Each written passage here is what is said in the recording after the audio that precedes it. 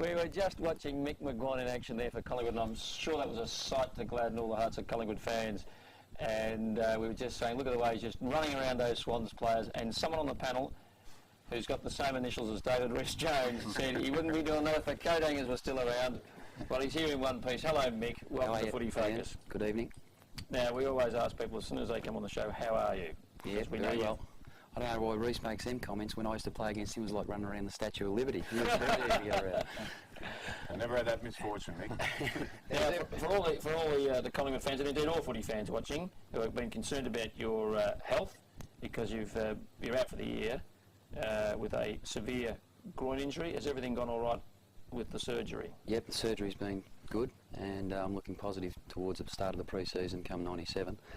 And that's my major objective, mainly because I haven't had a pre-season for the last 5 years because of recurring operations due to the groin problem.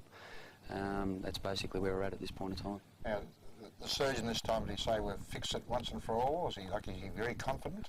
Actually, Ron, it was different to the previous 5 operations. This was more a urethra tube problem, which is the tube between the bladder and your penis, and it just become blocked after I got a knee underneath the actual body, and that's the reason why I had to get operated on that area this time. Okay, so what about the old groin injuries then? Well, this year was the first time I hadn't felt them up to round 5, and I sort of bided my time, and probably with experience and know how to adjust with today's footy, you become more commonsensical in relation to getting your body best prepared, and I felt I was going to sort of coast through the first 6, maybe 8 games and have that base in relation to playing games, and hopefully long term would have been more effective for me, and I felt at that stage I was going along okay. Mick, how much pain were you in, and was it just luck, or what happened? How did it all of a sudden explode? Because I heard you were in a pretty bad way. Yeah, it was probably the most excruciating pain I've been involved with, Mel, merely because the bladder, I wasn't passing water, and the bladder normally accommodates 500 ml, and when I got released, it was 1.5 litres in there.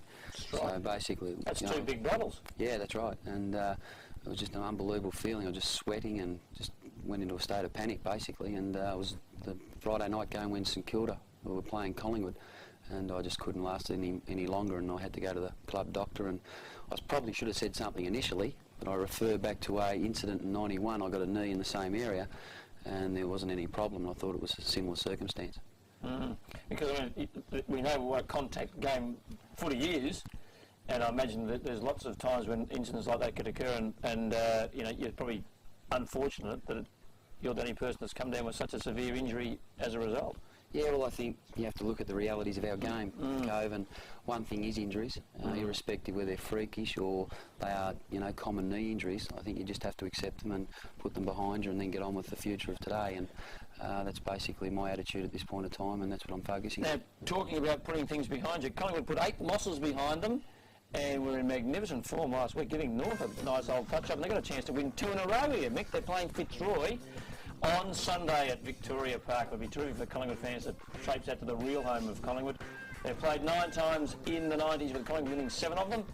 Collingwood by an average winning margin of 39 points, Fitzroy 11, and last time they met was round 10 last year at Victoria Park when Collingwood won by just under 3 goals.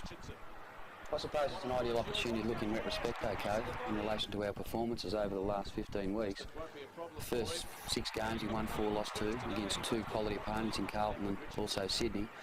And albeit between rounds sort of 7 and 14 we didn't win games, but we showed through against performances for 2.5 quarters, not long enough to win games, but against quality opponents, namely Geelong, Brisbane, Carlton again, Richmond, and also West Coast Eagles over there. We did show performances whereby we knew we could be good if we learned to be good enough, long enough. And we're just looking at Sav Rocker on here, and this is great news for everyone down at Footy Focus, that we had someone on the show who's gone out and played well. Normally they've been on and got injured, and Sav, he was on here last week and he's gone out and kicked 6 and was in terrific form. Yeah, our 3 best players probably... Sorry, 8. Before the Collingwood fans ring up, 8 for Sav. Our 3 best players, probably Buckley, Williams and Rocker, really stood up last week, and the best thing about the whole week leading into this contest against North Melbourne was that there was a real inner belief in that we could compete and be good enough long enough, and the guys went out with that attitude. It was an ideal competitive starting point, and we did prove that we could compete with the best in the competition. Do you think that, you know, I mean, Collingwood's nature of what they've said over the last 8 weeks is at least we're being competitive against the teams. Do you think it might be a bit of a negative type of attitude? I mean, Carlton don't look at being competitive, they look to win. Yeah, well, I mean, winning's the thing. That's a pertinent point, Rhys. There's no doubt. I think you have to put in the context of how you play and who you play. I've got no doubt there's only 2 realities of footy. It's winning and losing. And as soon as you get away from that actual reality of the game, you start looking for excuses or try to give the players beliefs or false beliefs whether they're good enough. And that could have been an acceptance of mediocrity through an 8-week period. But the guys really believed in themselves, and they did think that they could turn around last week, and history tells you that we did.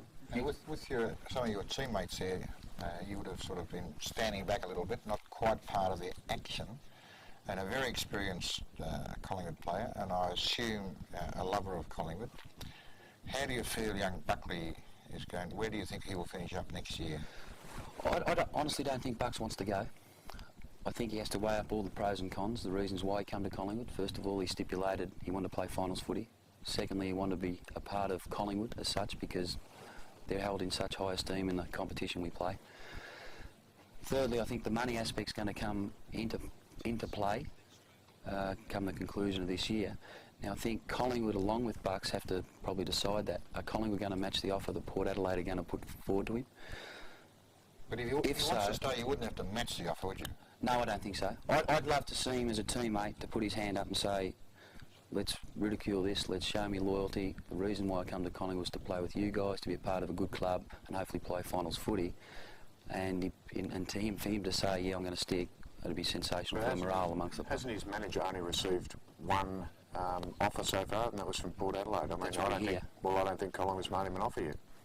Well, that's what we hear, so whether Collingwood's done anything in... Well, let's get off the Buckley one. Can I ask, what about Francis? What about Francis during the week?